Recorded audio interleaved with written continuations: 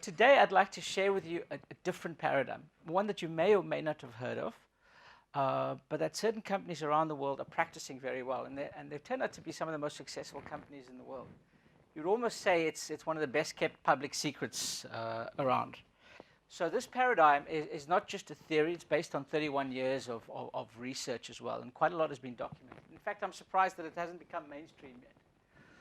Okay, and this journey, we at IQ Business in Cape Town have actually also begun this journey, and it is very much a journey to a new business paradigm. And with your permission, I'd like to share with you some of the things that we've gone through in that journey, some insights and some of the results we're seeing from that. Okay, so let's look at the normal business paradigm. In the words of a famous South African lawyer, I put it to you that most companies are only interested in financial value, shareholder value. They're only interested in how they can make money. They will sell their customers, even your companies. I want you to be honest. You don't have to put up your hand so your colleagues won't see. But most companies will sell their customers whatever they will buy, as long as they buy it. Whether it actually adds value to them, real value, they don't really care about that. They're in business to make money. Yeah, agreed? Yeah, and that most companies will also use their employees as assets to be sweated to achieve that financial value.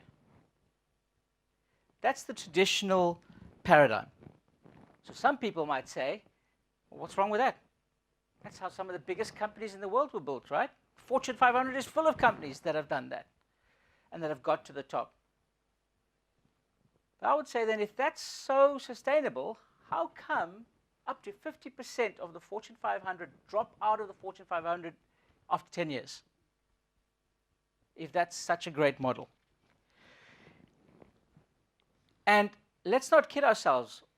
Because this model of pure financial value has got us to where we are today, there's no guarantee that will get us to where we need to go in the future. Let's think about a couple of things. Gen Y. Some of you work with Gen Y. Some of you are Gen Ys. So you'll know. They are dramatically, and thank God for the Gen Ys, because they're dramatically shifting the power away from just the organization to the employee as well.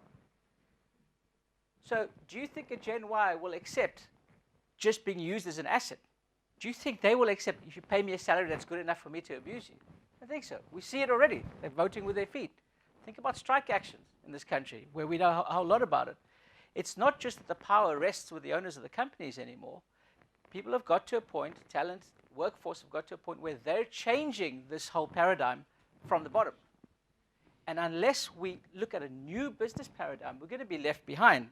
And increase competition. If we just look at our South African context, where our economy and our GDP has been nearly flat for, close to flat for a couple of years, it means increased competition. That means if you're a company that's working off this paradigm, you're going to have a problem pretty soon, because your customers will demand more. And even though we have high unemployment, we also have a shortage of talent. It's kind of a strange situation, but that's the reality in South Africa. So you're going to have to come up with different answers. You're going to have to think in different ways with how, what our business paradigm is as a whole.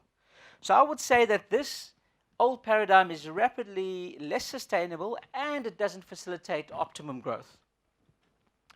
Because customers simply will go to a supplier that really cares about adding value to them, rather than someone who's just interested in their short-term value. And talent, you won't attract great talent, and you won't be able to hold on to the talent you have if your model is this traditional model.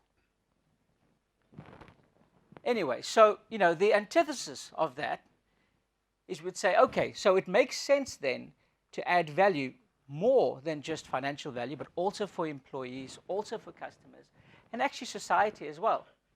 Because how can you do good business in an unstable society? We've seen the costs of that to the country already as well.